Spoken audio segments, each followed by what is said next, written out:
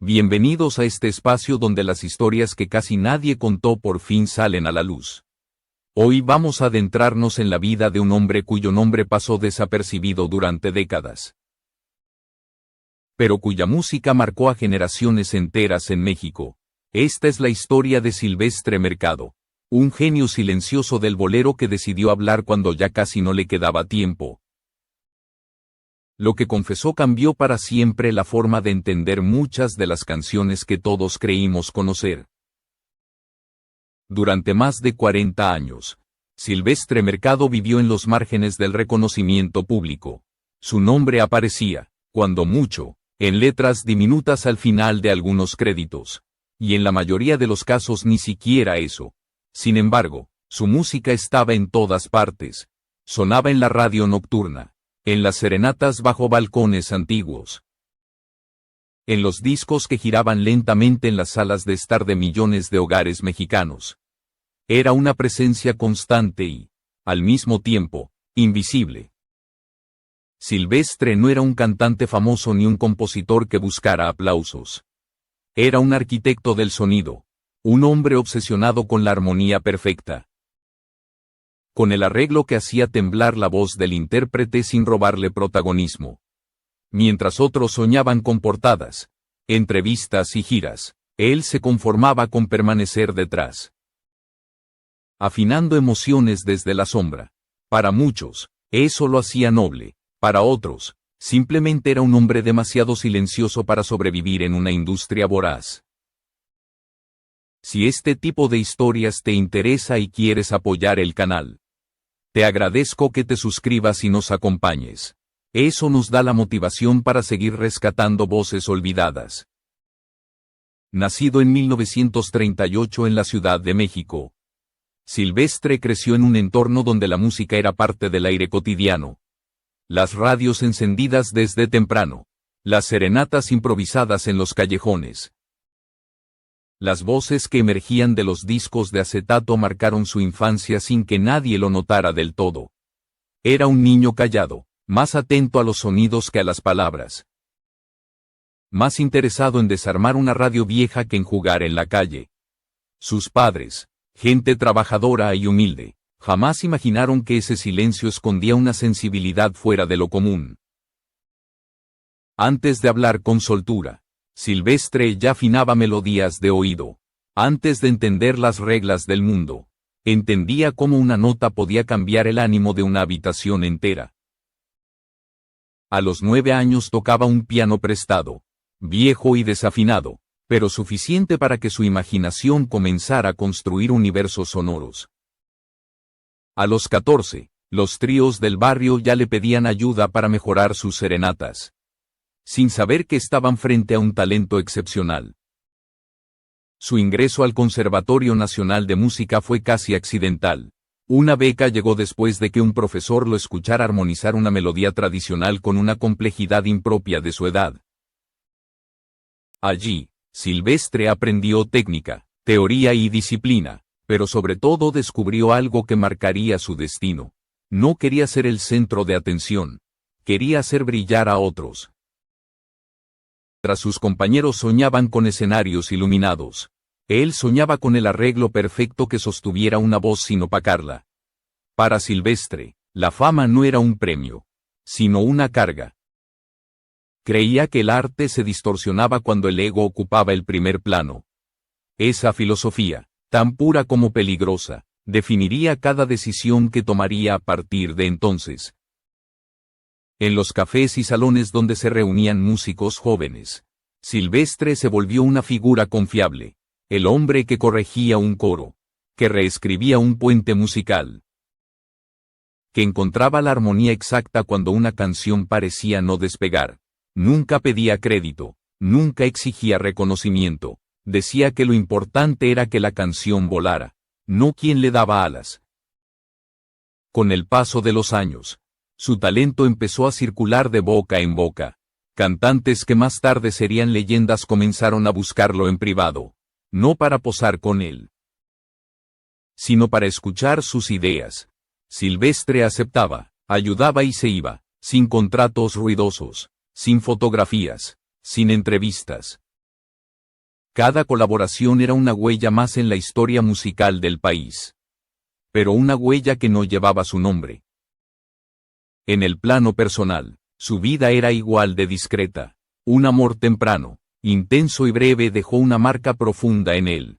Cuando esa relación se desvaneció, Silvestre pareció cerrar una puerta emocional que nunca volvió a abrir del todo. Desde entonces, su compañía constante fueron las partituras, los discos y el silencio de su pequeño apartamento. A finales de los años 50, ya egresado del conservatorio, comenzó a trabajar como arreglista y pianista de sesión en estaciones de radio. Estudios pequeños, mal ventilados. Horarios largos y pagos modestos. Pero allí empezó a construir, nota por nota, un legado que nadie firmaba, pero todos escuchaban. La música que salía de esos espacios se colaba en la memoria colectiva de México sin pedir permiso. Con el inicio de la década de 1960, su reputación entre músicos e intérpretes era indiscutible. El favorito secreto, el nombre que se mencionaba en voz baja cuando se buscaba calidad y profundidad emocional. Sin embargo, su identidad pública seguía siendo un misterio para el gran público. Silvestre Mercado se estaba convirtiendo, sin saberlo, en un fantasma creativo. Y sería precisamente ese anonimato, elegido al principio por convicción, el que más tarde se transformaría en una carga insoportable. Porque cuando el talento se vuelve invisible durante demasiado tiempo, el silencio deja de ser una elección y comienza a doler. En el siguiente tramo de esta historia, ese dolor empezará a tomar forma y a dejar señales imposibles de ignorar. En los primeros años de la década de 1960, Silvestre Mercado ya se movía con naturalidad dentro de la industria musical. Aunque casi nadie fuera de ese círculo sabía quién era. Su nombre no figuraba en titulares, pero su trabajo comenzaba a moldear el sonido de una época. Boleros que parecían sencillos escondían arreglos complejos. Cuerdas que respiraban junto al cantante. Silencios colocados con una precisión casi quirúrgica. Esa era su firma, aunque no apareciera escrita en ninguna parte. Las disqueras lo conocían bien. Musart, Peerless y RCA Victor lo llamaban cuando necesitaban que una canción adquiriera profundidad emocional sin perder accesibilidad. Muchas veces trabajaba bajo seudónimos. Otras, simplemente aceptaba no figurar en los créditos. El sistema privilegiaba al intérprete, al rostro vendible, y relegaba a los arquitectos del sonido a un segundo plano que Silvestre aceptaba en silencio. Al principio no le molestaba. Creía firmemente que la música debía hablar por sí sola. Decía que una canción verdadera no necesita apellido para sobrevivir al tiempo. Sin embargo, con cada éxito que escuchaba en la radio y que sabía haber ayudado a construir, algo comenzó a resquebrajarse en su interior.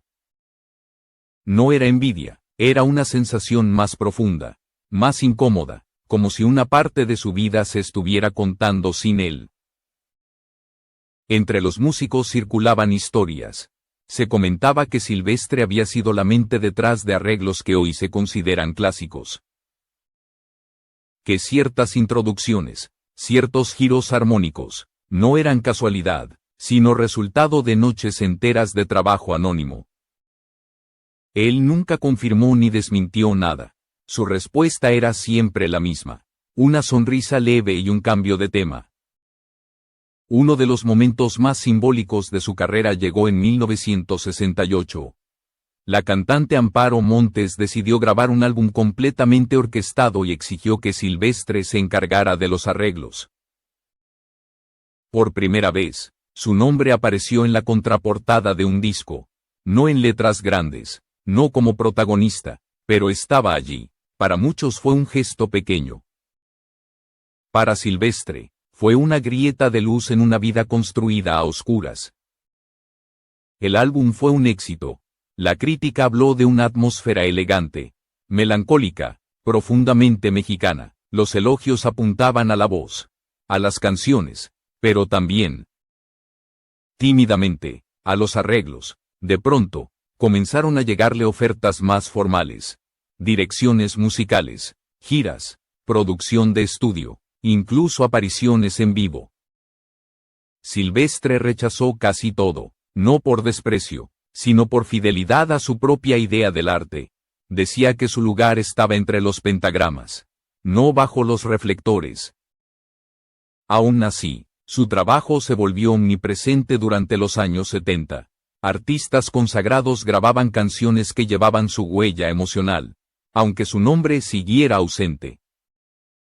Había un estilo reconocible, cuerdas que no invadían, tempos que acariciaban, silencios que decían más que una nota de más.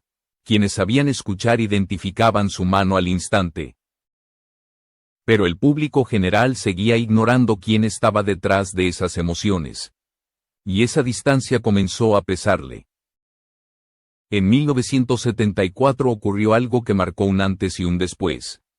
Se corrió el rumor de que una composición suya, entregada como maqueta a un joven cantante, había sido registrada a nombre de un productor sin su autorización.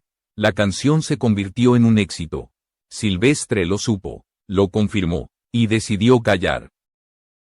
No hubo demanda, no hubo reclamo público, solo una ruptura silenciosa. Dejó de hablar con ese cantante para siempre. Ese episodio no lo volvió más combativo, pero sí más reservado. Comenzó a guardar copias de sus partituras, a fechar manuscritos, a proteger lo poco que aún sentía como propio. A pesar de todo, encontró un refugio inesperado en la enseñanza. A mediados de los años 80 aceptó una plaza como maestro en el Conservatorio Nacional. Allí, lejos de la industria y de las presiones comerciales, pudo transmitir su visión del arte a nuevas generaciones.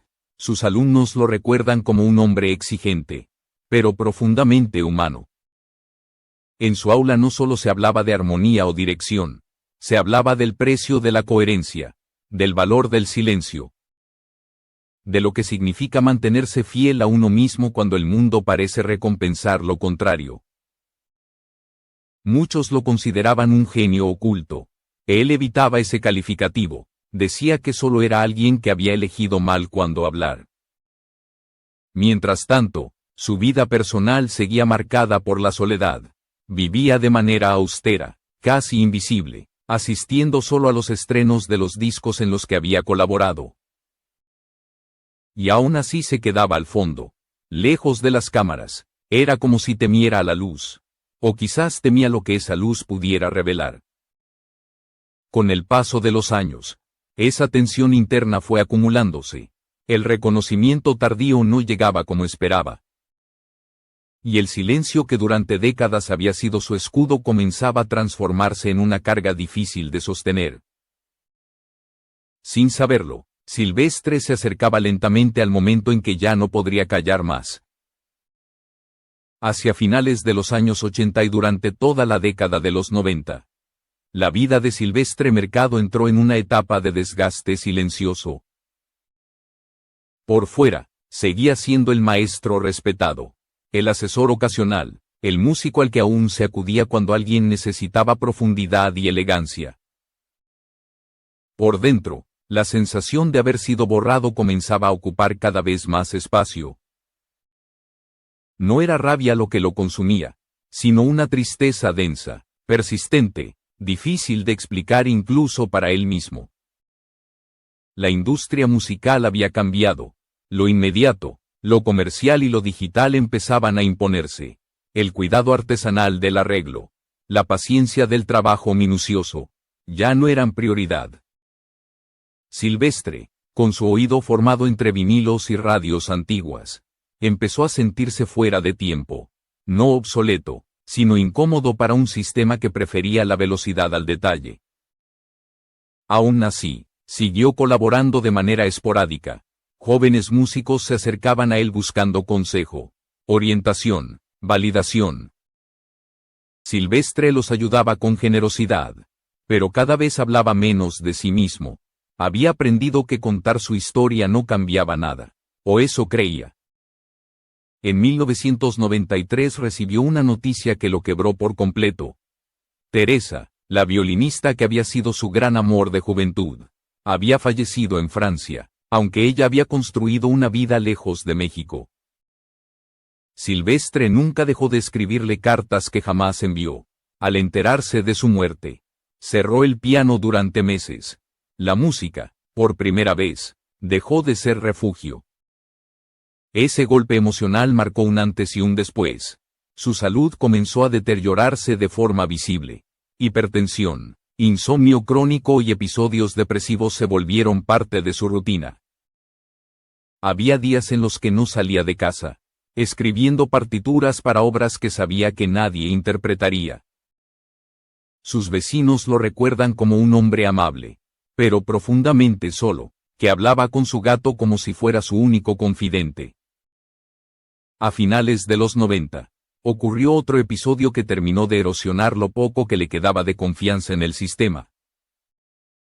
Una disquera rechazó incluir su nombre en los créditos de un disco que él había arreglado por completo. La justificación fue simple y brutal. Razones de mercadeo. Su nombre no vendía. Ese día, según una alumna suya, Silvestre rompió una partitura frente a todos y murmuró una frase que resonaría más tarde con fuerza inquietante. Dijo que ni muerto aparecería en sus portadas. No levantó la voz, no hizo un escándalo, solo aceptó, una vez más, el lugar que le habían asignado. Poco después comenzaron a llegar las cartas anónimas. Algunas le agradecían por su música invisible. Otras tenían un tono extraño, ambiguo, como si insinuaran que sabía más de lo que debía.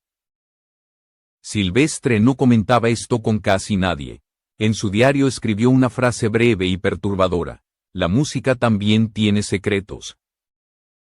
Nadie supo si esas cartas eran fruto de su deterioro emocional o si realmente había tocado intereses que preferían permanecer en silencio.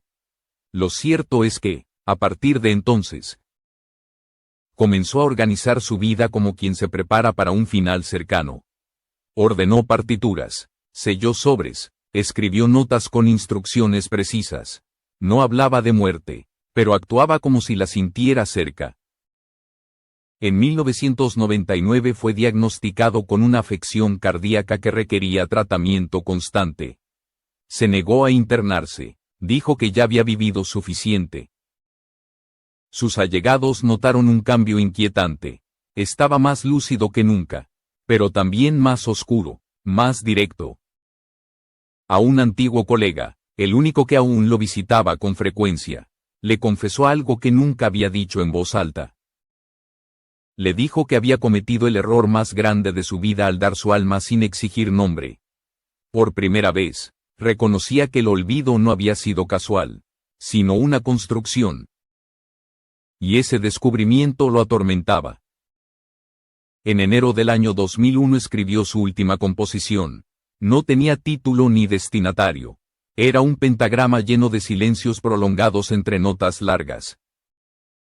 Como si la música ya no pudiera decir lo que su corazón llevaba décadas guardando. Pocas semanas después, su historia daría un giro definitivo. El 10 de febrero de 2001, Silvestre Mercado murió solo en su pequeño apartamento de la colonia Roma.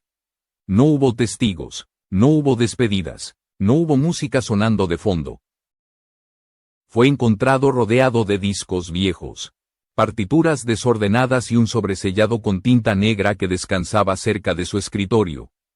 Tenía 62 años y una vida entera de silencios acumulados. Durante los primeros días, su muerte pasó casi desapercibida. No hubo grandes notas en la prensa ni homenajes inmediatos. Para el mundo exterior, había fallecido un músico discreto, un maestro respetado por unos pocos. Pero dentro de su departamento se escondía algo que cambiaría esa percepción para siempre. Fue su sobrino, Esteban Mercado, quien encontró el sobre. Estaba oculto bajo una tabla suelta del piso, justo al lado del lugar donde Silvestre pasaba horas escribiendo música. El sobre contenía una carta escrita a mano, con una caligrafía temblorosa pero firme.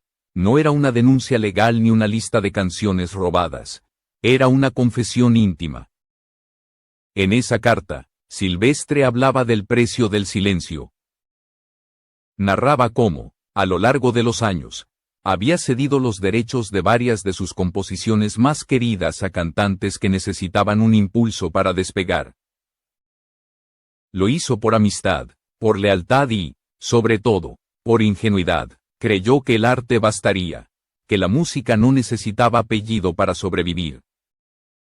Reconocía, sin rencor explícito, que se había equivocado. Explicaba que no fue una sola canción, ni un solo acuerdo, sino una serie de decisiones pequeñas que, con el tiempo, lo borraron del mapa. Decisiones tomadas en habitaciones cerradas, en estudios de grabación, en conversaciones donde nunca levantó la voz. El silencio, escribió, fue su forma de sobrevivir, pero también su condena. Esteban dudó durante meses qué hacer con esa carta. Sabía que hacerla pública no devolvería los años perdidos ni cambiaría los créditos de los discos. Pero también entendía que ocultarla sería prolongar el mismo silencio que había consumido a su tío. Finalmente, tomó una decisión. En el año 2003, durante un homenaje modesto organizado por jóvenes músicos en el Centro Cultural de la Ciudad de México, la carta fue leída por primera vez. No hubo acusaciones directas ni nombres señalados, solo palabras cargadas de dolor, lucidez y una honestidad que desarmó a todos los presentes. A partir de ese momento, la figura de Silvestre Mercado comenzó a redibujarse. Ya no era solo el arreglista discreto, empezó a ser visto como un símbolo de una generación de creadores invisibles. De hombres y mujeres cuya obra sostuvo la fama de otros. Universidades comenzaron a incluir su trabajo en programas académicos. Músicos jóvenes citaban su nombre en entrevistas y conciertos. El silencio, por primera vez, se rompía. En 2007, un documental televisivo volvió a poner su historia frente al público. Exalumnos, colegas y especialistas trazaron un retrato conmovedor de su vida y su ética artística. Se habló de su talento, pero también de su renuncia constante a reclamar un lugar, de cómo la industria había preferido esconder a quienes no encajaban en la lógica del brillo inmediato. Sin embargo, incluso con ese reconocimiento tardío, algo seguía incompleto, muchas de sus partituras permanecían inéditas. Su nombre seguía ausente en los créditos de canciones que llevaban su sello emocional. El gran público aún no sabía con certeza cuáles habían sido esas obras que le quitaron el nombre. Pero no el alma. La confesión de Silvestre no buscaba venganza ni justicia póstuma. Buscaba comprensión. Buscaba dejar constancia de que el olvido no siempre es casual, y que el silencio, cuando se prolonga demasiado, termina devorando a quien lo elige. Su historia estaba lejos de cerrarse. Con el paso de los años, la figura de Silvestre Mercado comenzó a habitar un lugar extraño en la memoria colectiva. No era una celebridad rescatada por la nostalgia, ni un mito convenientemente construido. Era algo más incómodo. La prueba de que el talento no siempre camina de la mano del reconocimiento, y de que muchas historias fundamentales permanecen ocultas porque así conviene a quienes brillaron gracias a ellas. En los pasillos del Conservatorio Nacional, su nombre empezó a circular con un tono casi reverencial. Los maestros contaban a los alumnos la historia de aquel hombre que prefería el silencio a la vanidad, la profundidad al aplauso fugaz.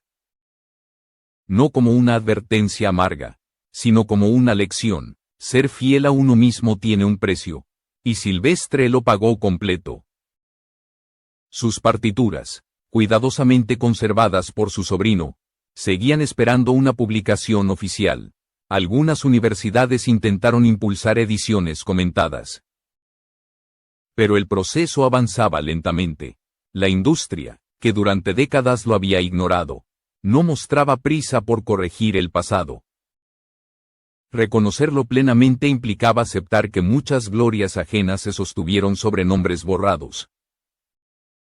Mientras tanto, su música continuaba sonando. En casas de abuelos, en estaciones de radio nocturnas, en serenatas improvisadas donde nadie sabía quién había escrito esos arreglos que todavía erizaban la piel. El legado de Silvestre no desapareció con su cuerpo. Quedó atrapado en cada acorde que alguna vez acompañó con devoción. Lo más doloroso es que, aún hoy, el gran público no puede señalar con certeza cuáles fueron exactamente esas canciones que llevaron su alma sin llevar su nombre. No hay listas definitivas, no hay pruebas irrefutables, solo patrones, testimonios, estilos reconocibles para quienes saben escuchar. Y quizás eso sea parte de su destino final, existir entre líneas, como siempre. La historia de Silvestre Mercado no es excepcional por su tragedia, sino por su honestidad tardía. No buscó venganza, no exigió justicia póstuma. Solo dejó constancia de una verdad incómoda, que el arte puede sobrevivir sin crédito, pero el artista no siempre. Su vida nos obliga a mirar más allá de las portadas y los nombres grandes. A preguntarnos cuántos otros como él sostuvieron la identidad sonora de un país desde la sombra. Cuántas voces fueron silenciadas no por falta de talento, sino por exceso de modestia en un mundo que premia lo contrario. Silvestre murió sin esperar homenajes, pero su historia, contada una y otra vez, se ha convertido en un acto de memoria colectiva. Quizás ese sea el reconocimiento que nunca pidió, pero que siempre mereció, porque detrás de cada canción que nos marcó, puede existir un corazón olvidado que aún leita en el silencio.